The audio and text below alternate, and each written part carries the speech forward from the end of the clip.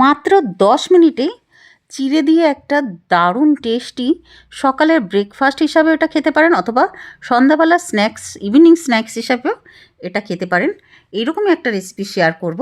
নমস্কার বন্ধুরা, সীমাস কিচেনে আপনাদের স্বাগত। চলুন এই রেসিপিটা আপনাদের সঙ্গে শেয়ার করি। এর জন্য আমি কড়াইতে দিয়ে দেবো সর্ষের তেল। তেলটা গরম হয়ে গেলে বন্ধুরা, আপনারা তেলের পরিবর্তে ঘি দিয়েও করতে পারেন, তাতেও কিন্তু খুব সুন্দর লাগবে খেতে। আমরা সর্ষের তেলটা ইউজ করি। তেলটা গরম হতেই দেবো হাফ বাটি মতন বাদাম, চিনে বাদাম। মিডিয়াম ফ্লেমে একটু ভেজে নেব। ভালোভাবে ভাজা হয়ে গেলে একটা প্লেটে তুলে নেব বাদামগুলোকে। আবার ওই কড়াইতে দিয়ে দেবো সর্ষের তেল, সঙ্গে শুকনো লঙ্কা আর সর্ষে দিয়ে দেবো।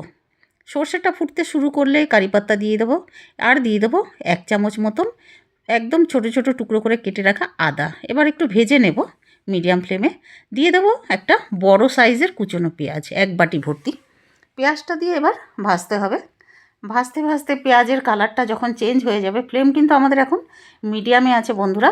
দেখুন ভাজতে ভাজতে এইরকম কালারটা হয়ে এসেছে, মানে পেঁয়াজটা একটু ভাজা হয়েছে, খুব বেশি তাই বলে ভাজা না। সঙ্গে দিয়ে দেবো মটরশুঁটি হাফ বাটি দিয়েছি, গাজর দিয়ে আবারও একটু ভাজবো। এবার সঙ্গে দেবো হাফ চামচ হলদি পাউডার, ছোটো চামচের হাফ চামচ হলদি পাউডার দেওয়ার পরে আবার একটু ভেজে নেব মিডিয়াম ফ্লেমে। এবার 2 থেকে 3 মিনিট ভাজার পরে দিয়ে দেবো স্বাদ মতো নুন। নুনটা দিয়ে আবারও ভেজে নিতে হবে। এবার দিয়ে দেব কাঁচা লঙ্কা কুচি 1 চামচ, আর সঙ্গে হলুদ রঙের শিমলা মির্চ, লাল রঙের শিমলা মির্চ আর সবুজ রঙের শিমলা মির্চ দেওয়ার পরে ভেজে নেব 1 মিনিট মতন মিডিয়াম ফ্লেমে।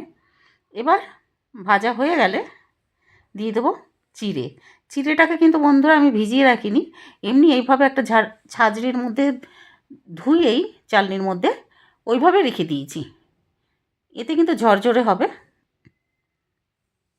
এবার সঙ্গে দিয়ে দেবো কিশমিশ। কিশমিশটা ধুয়ে রেখেছিলাম, আর ভেজে রাখা বাদাম, সঙ্গে ধনেপাতা দিয়ে এবার নেড়ে নেব।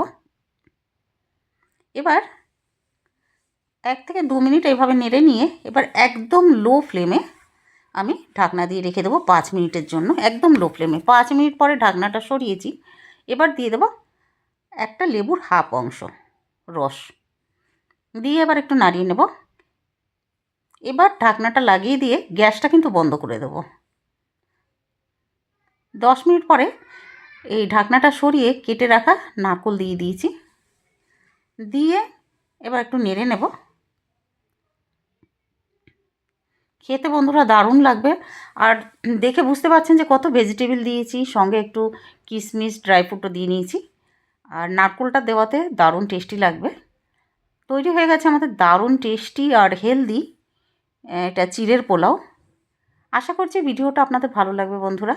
ভিডিওটা ভালো লাগলে প্লিজ লাইক, শেয়ার ও সাবস্ক্রাইব করে দেবেন। কমেন্ট করে জানাবেন কেমন লাগলো। ধন্যবাদ।